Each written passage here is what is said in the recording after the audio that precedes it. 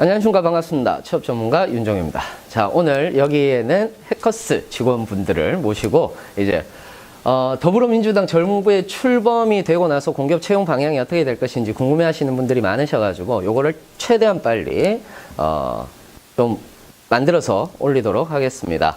다 박수. 네, 감사합니다. 자, 더불어민주당 정부죠. 문재인 정부라고 얘기하지 말자라고 이렇게 얘기해서 더불어민주당 정부입니다. 그리고 그 더불어민주당 정부의 출범, 그리고 공기업 채용 방향은 앞으로 어떻게 될 것인지 간단하게 제가 설명을 좀 드리고자 합니다. 대단히 많이 궁금해하세요. 일자리를 늘린다, 공공기관 일자리를 81만 개 늘린다라고 얘기를 하는데 정말 81만 개다라고 얘기를 하면 5년 동안 81만 개니까 80만 개 그냥 쳐도 한 20만 개씩 늘지 않을까, 또는 15만 개 정도씩 늘지 않을까, 이렇게 생각을 하시는데 그 부분에 대해서 조금 더 정확하게 말씀을 좀 드리겠습니다. 일단은 제일 먼저 이제 문재인의 일자리 공약입니다. 문재인의 일자리 공약은 공공부문을 중심으로 일자리 81만 개를 창출하겠다라고 얘기했거든요. 그 중에서 공무원이 17만 4천만 개, 그러니까 17만 개다라고 보시면 되는 거죠. 17만 4천 개니까 소방관, 사회복지, 전담 공무원, 교사, 경찰, 부사관, 근로감독관 이쪽이 이제 되는 겁니다. 그러니까 한마디로 얘기하자면 임용 좀 많이 뽑을 것이고, 소방 공무원, 그 다음에 경찰 공무원들 많이 뽑는다라고 이렇게 보시면 되는 거고, 사회복지사 많이 뽑는다라고 이렇게 생각을 하시면 되는 거죠. 우리는 이제 공기업이니까 공기업 같은 경우가 요 두 군데거든요. 요 두 군데인데, 공공부문의 간접 고용을 직접 고용으로 전환하고 근로시간 단축으로 일자리를 창출하겠다가 30만 개 일자리인 거고요. 그러니까 이거를 잘 분석하셔야 돼요. 보육, 의료, 요양, 사회적 기업 등 사회서비스 공공기관 및 민간 수탁 부분의 일자리를 34만 개 만들겠다라고 얘기를 했어요. 그러니까 우리는 여기 두 개에 주목을 하셔야 되는 거고, 그 다음에 또 하나 더 있는 게 뭐냐면 대통령 직속 4차 산업혁명위원회를 설치하고 스마트 코리아를 구현을 위한 민간 협업체계 구축 등으로 4차 산업혁명을 선도하겠다라고 얘기를 했는데, 어떤 사업이 민관이 협업을 하는 것인지 또는 관이 주도를 하는 것인지 민이 주도를 하는 것인지를 봐야 되는 거죠. 그 중에서 지금 이야기를 하는 것이 뭐냐면 전기차, 자율주행 자동차, 신재생에너지, 인공지능, 3D 프린팅, 3D 프린팅이라고 얘기를 하는 거죠. 3D 프린팅, 그 다음에 빅데이터, 산업 로봇, 요런 쪽이 있는 건데, 여기에서 이제 뭐가 중요한 건지를 얘기를 우리가 좀 해봐야 될 것 같은데, 그러면은 OECD 국가별 공공부문 일자리 비중을 어느 만큼 늘리겠다라고 얘기를 했냐면, 여기서 10% 늘리면 한 17% 나오는 거거든요. 그러니까 지금 우리가 7.6% 정도가 나오는 거니까 한 10% 정도 더 늘리겠다라고 얘기를 하면 한 17% 나오니까 호주 정도라고 이렇게 보시면 되는 거고, OECD가 평균이 21%예요. 이거는 이제 그 문재인 캠프에서 이야기를 하는 건데 10%라고 얘기를 하고 있습니다. 그러니까 정확하게 21%까지 가는 것이 아니라 10% 늘리겠다라고 이렇게 얘기를 하는 거죠. 그러면은 이제 우리가 공기업 일자리는 많았나라고 얘기를 했을 때, 일단은 공기업 부분을 알아야 돼요. 우리가 시장형 공기업, 그러니까 예산과 관련돼 있는 부분이에요. 예산과 관련돼 있는 부분이니까 시장형 공기업이 있고 준시장형 공기업이 있어요. 시장형 공기업은 한전이라든지 한수원이라든지 이런 곳을 시장형 공기업이라고 이렇게 얘기를 하는 건데, 3,567명을 뽑았습니다. 작년에 뽑았고, 준시장형 공기업은 예산 받아서 하는 곳이에요. 예산 받아서 하는 곳이니까 조금 더 적게 뽑았는 거죠. 2,065명이다라고 이렇게 생각을 하시면 되는 거고, 기금관리형이다라고 얘기를 해서 뭐 신용보증기금이라든지 기금을 받아서 운영하는 곳이 있습니다. 그런 곳은 1,151명, 그 다음에 위탁집행기관이라고 얘기를 해서 국민연금관리공단, 건강보험공단이라든지 이런 곳들이 있는데, 여기가 4,728명, 그 다음에 기타 공공기관이 제일 많이 뽑았죠. 마사회라든지 이런 곳들 다 합치면은 9,506명인데, 잘 알고 계셔야 되는 것 중에 하나가 우리나라의 공기업이 410개 정도가 나와요. 410개 정도가 나오는 데에서 그 중에서 작년에 뽑았는 데가 91개 공기업이 뽑았거든요. 91개 공기업이 뽑았었는데, 그 중에서 사실상 채용 규모가 한 개 공기업의 채용 규모가 가장 컸던 건 시장형 공기업이에요. 한전, 한수원 쪽. 그 다음에 준정부기관, 위탁집행기관, 건보라든지 국민연금이나 다 알고 계시겠지만은 이쪽이란 말이에요. 이쪽은 막 9,506명이라고 얘기를 하니까 되게 많이 뽑은 것 같은데, 나머지 공기업들 한 80여 개 공기업이나 그 다음에 한 70여 개 공기업들 다 합쳐놓은 그런 그 공기업들이라고 이렇게 보시면 되는 거거든요. 근데 여기에서 나오는 것 중에 하나는 뭐냐 하면은 지금 이거는 그 알리오에 대한 부분인 건데 이게 나오는 이유 중에 하나는 뭐냐면 비정규직이에요. 그러니까 제가 그 비정규직하고 합친 거죠. 제가 그 정규직 부분만 이제 얘기를 한 부분이 있거든요. 그거하고 보면은 차이가 되게 많이 나는데 그걸 잠깐 보여드릴게요.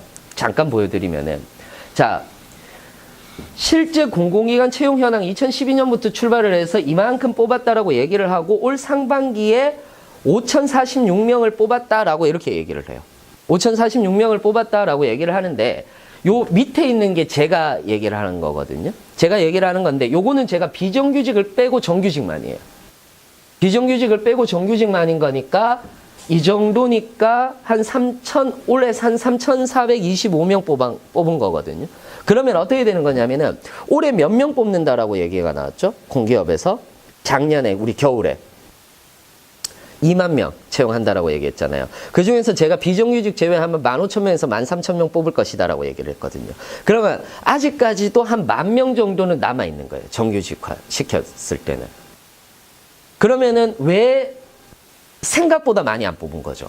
2만 명 뽑으면은 지금 1, 4분기 딱 지나갔는데 5,000명 비정규직과 합쳐서 5,000명 딱 뽑았다라고 얘기하면 정말 딱 나누기 해서 뽑은 건데 사실상 우리 중간에 6월달이라든지 이럴 때 안 그 5월달이라든지 이럴 때 많이 안 뽑았었잖아요. 그러면은 그 분기 지나고 나면 또 많이 뽑을 것이냐에 대한 이 문제가 생기는 거거든요. 그러면은 실제로도 많이 안 뽑고 한 10,000명 정도 남아있는데 이 10,000명을 언제 뽑을 것이냐예요. 그러니까 눈치 보고 있었던 거죠. 공기업들 같은 경우도. 정확하게 얘기하자면. 누구 정부가 될 것인가, 들어설 것인가에 대한 문제인 건데, 문재인 정부가 들어섰단 말이에요. 그리고 추경 예산 바로 들어간 거죠. 그러면은 지금 현재 바로 늘려서 채용은 안 하겠지만 채용 시기가 앞당겨질 수도 있다라는 거고 또는 채용이 없던 공기업들, 채용이 예정이 안 돼 있던 공기업들이 생각보다 빨리 채용을 할 수도 있는 부분들이 있다라는 거죠. 그래서 채용 시기는 조금 앞당겨질 수 있다라는 것과 이거를 놓고 봤을 때 채용 시기는 조금 앞당겨질 수 있다라는 것과 그 다음에 제가 이거를 얘기를 하는 이유 중에 하나가 이게 재밌는 건데 이만큼이 그러니까 그래프만 보여드릴게요. 그래프만 봤을 때는 요만큼이 비정규직이에요. 이 사이에 있는 뜨는 부분이 비정규직이에요. 그냥 아까 문재인 공약 중에서 뭐라고 얘기했죠? 비정규직을 정규직화 시키겠다라고 얘기했죠. 그러니까 이걸 이만큼 올리겠다는 얘기거든요. 그러면 그게 몇 명 정도 되느냐라고 우리가 놓고 봤을 때 이렇게 볼 수 있는 거거든요. 공공기관 직접 간접 고용 비정규직 현황을 보시면은 지금 현재 2016년도에 8만 명이에요. 8만 명이 비정규직화돼 있거든요. 그러면은 그거를 올리는데 30만 개의 일자리를 창출하겠다라고 얘기를 했죠. 그러면 30만 개의 일자리를 단순하게 5로 나누면은 6만 개의 일자리씩 하겠다라는 얘기인 건데 그러면은 1년에 6만 개를 전환시키겠다라는 얘기인 거고 간접 고용 평균 그렇다면은 1년에 2만 개를 나눠서 전환시킬 것이냐 또는 간접 고용 평균 1년 1만 개를 전환을 시키고 공공기관 직접 고용에 대한 단시간 근로자를 5,000명에서 8,000명 정도를 고용할 것이냐에 대한 문제가 생기는 거죠. 여기에 대한 이거는 이제 제가 모르는 거예요. 이건 문재인한테 물어봐야 돼요. 이건 제가 모르는 거고, 경우의 수로 봤을 때 두 가지가 있다라는 거거든요. 하나는 간접 고용 평균 1년에 2만 개를 전환시켜서 갈 것이냐. 8만 개를 한꺼번에 창출할 수는 없을 거니까. 그 다음에 또는 간접 고용 평균 1년 1만 개를 전환을 시키고 나머지 시간제 일자리, 잡쉐어를 하는 시간제 일자리를 5,000개에서 8,000개 정도를 만들어서 갈 것이냐. 그럼 이건 공채가 안 나와요. 근데 지금까지 역사상, 공기업의 역사상 인턴을 그대로 전환시켜 준 적은 없었어요. 정규직으로. 정규직으로 전환시켜 준 적은 없었고 만약에 비정규직이라면은 공채를 반드시 내야 됩니다. 그럼 법률안이 바뀌든지 법률안을 바꾸든지 그러면 법률안 바꾸기가 아직까지는 좀 어렵겠죠. 어려우니까 올해 같은 경우에는 공채를 내서 인턴 위주의 공채를 낼 수 있다라는 거죠. 그러면은 인턴 같은 경우는 1차 서류를 면제해 준다라든지 그리고 나머지는 공채로 낼 수 있겠다라는 건데 그거를 제가 봤을 때는 그래요. 한 10,000개 정도를 전환시켜 줄 것이다 라고 보는 입장이거든요. 왜 그러냐면은 이 단시간 근로자 5,000명에서 8,000명도 좀 뽑아야 되는 부분들이 있으니까 그냥 단순히 20,000개를 전환시켜 주지는 않을 것 같아요. 그러면은 인턴 위주, 인턴은 20%에서 40% 정도 뽑는다라고 얘기를 했을 때 나머지 분들에게도 기회는 존재를 한다라는 개념이 나오는 거죠. 그래서 10,000개 정도를 전환할 건데 그러면 어디부터 나올 거냐? 비정규직이 많은 데부터 타겟층이 될 거예요. 그럼 비정규직이 많은 데가 코레일, 그 다음에 우체국 시설관리단, 세종학당재단, 국립박물관 문화재단, 중소기업은행, LH공사, 한전-KDM.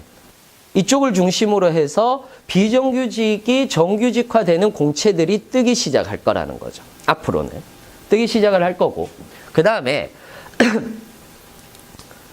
두 번째는 뭐냐 하면 나머지 34만 개에 대한 부분이거든요. 나머지 34만 개에 대한 부분은 보육, 의료, 요양, 사회적 기업 등 사회 서비스 공공기관 및 민간 수탁 부분 일자리 34만 개인데 그리고 요거 두 개를 보셔야 되는 건데 이거를 이쪽으로 넘어오면 보육 쪽은 그럼 국공립 어린이집 확대예요. 10%만 확대돼도 일자리가 늘어나는 거거든요.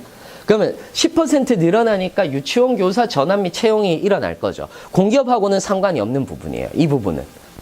그러면은 의료는 뭐냐? 의료는 국립병원이에요. 그러니까 국립병원에 지금까지 주목을 많이 안 했었는데 국립병원의 사무직이라든지 이런 부분들이 간호사라든지 이런 부분들이 늘어날 수 있는 거겠죠. 그래서 국립병원 그다음에 건강보험 그 요양과 관련해서 노인 장기 요양보험이 있기 때문에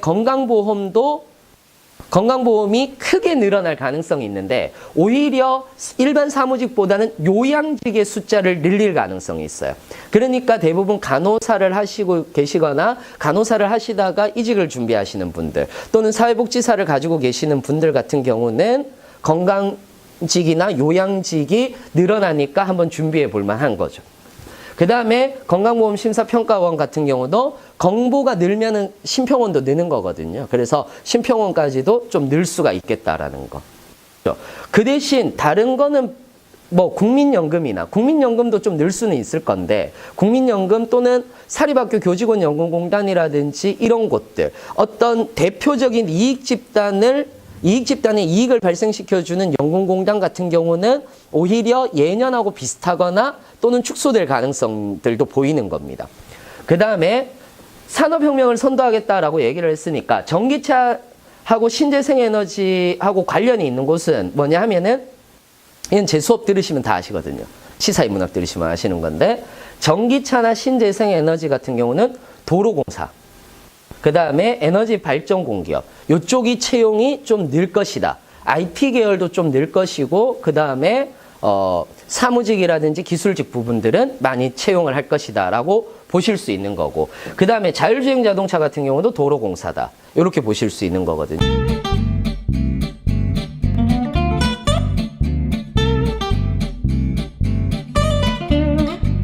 그렇다면은 이걸 이제 우리가 종합해 보면은 에너지 발전 공기업, 그 다음에 금융권 공기업, 사회복지 공기업, 교통 관련 공기업, 국제무역 관광 공기업, 환경산업 공기업과 관련해서는 지금 현 정부의 기조대로 가면 에너지 발전 공기업은 좀 늘어날 가능성이 있는데 지금의 석탄 발전이 아닌 신재생 에너지 쪽으로 가게 되면서 안에 있는 면접에 대한 내용이라든지 또는 자소서에 대한 내용이 조금 바뀔 수 있는 부분이 있는 거고 NCS에 대해서 많이 물어보시는데 NCS는 좀 기조는 그대로 갈 가능성이 조금 큰 거죠. 그래서 이렇게 가는 거고 금융권 공기업은 예전하고 비슷하거나 조금 축소될 가능성 전망이 되는 거고요. 사회복지 공기업은 오히려 좀 전망이 좋습니다. 전망이 좋을 것 같고요.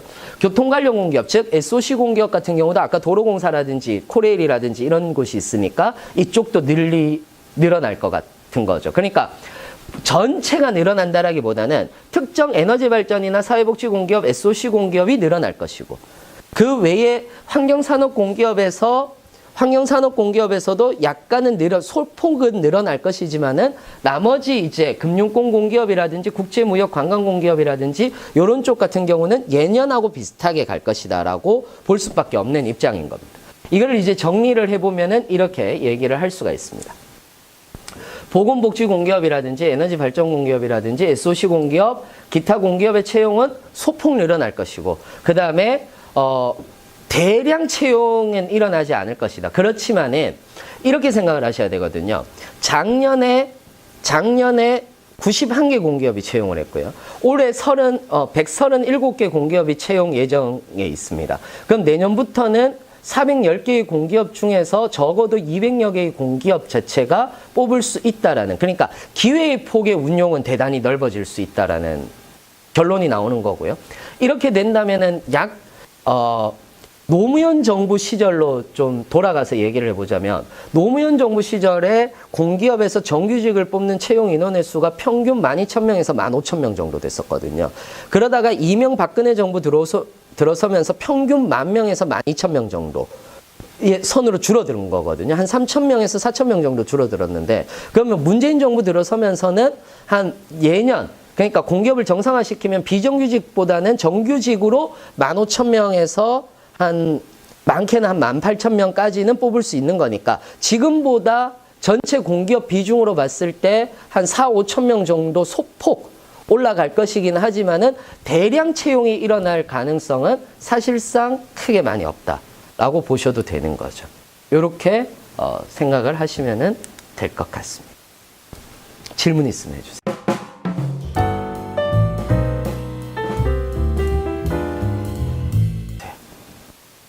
너무 잘해가지고 질문이 없죠. 질문 있습니다. 네.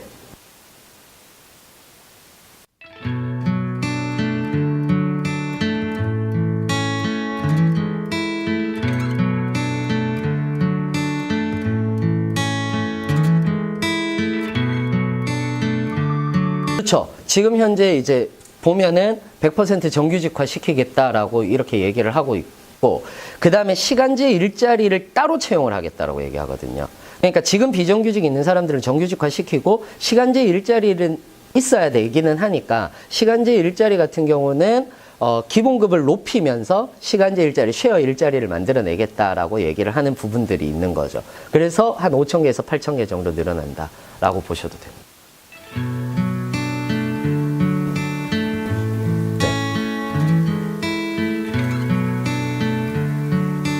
네. 네네. 네네네네. 네. 네네. 네네. 네, 걔들 파견직까지도 이제 되는 정규 전환. 그러니까 공기업으로 가는 것이 아니라 거기에 소속되어 있는 회사의 정규직으로 전환시키겠다라는. 그렇죠. 그렇죠. 그러니까 그래서 예산이 안 된다라는 거 얘기를 한 거예요. 예산이 안 된다라고 얘기한 거예요. 그러니까 여기를 공기업에 종속시키겠다라는 것이 아니라 그래서 제가 그렇게 되면 엄청 느는 거거든요. 그러니까 그런데 그렇게 늘리는 것이 아니라 소폭 채용이 일어날 수밖에 없다라고 얘기를 하는 게 그런 부분입니다. 직접 고용. 그렇죠. 인턴은 직접 고용 비정규직에 해당하는 겁니다. 그래서 인턴이 있으면 지금 전환직 인턴이 있잖아요.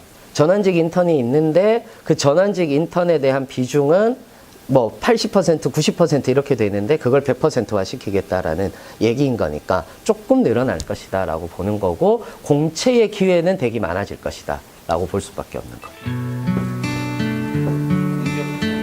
네. 네. 네. 네.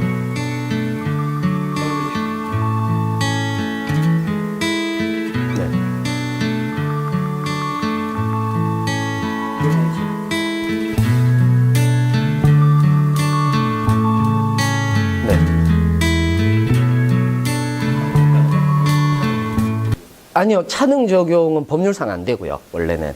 법률상 안 되고 그 문제를 없애기 위해서 공채를 내는 거예요. 그러니까 인턴을 한 사람들이 있다면은 그러니까 전환직 인턴 같은 경우는 모든 정규직 공채하고 똑같은 시험을 치는 거고요. 그냥 몇 개월 계약직으로 있는 사람들 또는 1년 계약직으로 2년 계약직으로 있는 사람들을 전환시켜 주겠다라고 이렇게 얘기를 하는 경우는 공채를 낼 수밖에 없도록 돼 있어요. 그래서 공채를 내서 우리 회사에서 몇 개월간 일했는 사람 이상은 이제 1차를 면제해 주겠다. 또는 가산점을 부여하겠다. 이런 식으로 해서 인턴 부분을 늘리는 거죠. 인턴에 대한 채용 확대를 늘리는 거죠. 그런 지금 현재 법률상의 한계는 그렇게밖에 안 되고 있어요.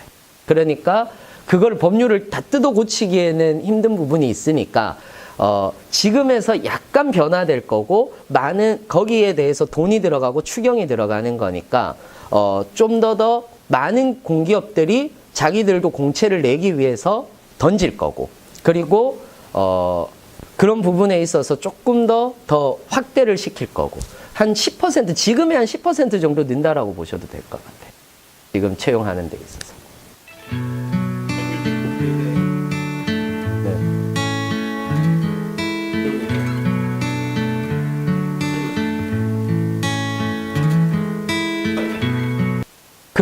그렇죠. 그런 식으로 나오겠죠. 그래서 대졸, 고졸 이런 식으로 이제 해서 초대졸 이런 식으로 해서 나오겠죠. 그렇게 이제 공채는 나올 거고요. NCS에 대한 변화는 아직까지는 있지는 않을 거고요. 그거에 대해서 건드리기에는 너무 복잡한 부분들이 많아가지고 그 부분까지는 건드리기는 힘들 것 같지 않나. 그래서 올해는 그런 식으로 전망을 하고 있습니다. 마지막으로 네. 아까 만여 명 정도 이상으로 나왔다라고 했는데 실제로 만여 하반기에 하반기에 진행이 되는 거죠. 예. 하반기에 진행이 되면은 거기서 조금 더 넘으면 한 12,000명까지도 바라볼 수는 있을 것이다. 11,000명이나 12,000명까지는 바라볼 수 있을 것이다. 라고 이렇게 볼 수는 있는 거겠죠. 그러니까 조금 더 빨리 준비를 하시는 게 훨씬 더. 네, 알겠습니다. 자, 이상으로 여러분들 학원에 또 다음에 또 좋은 강의로 만나 뵙도록 하겠습니다. 감사합니다.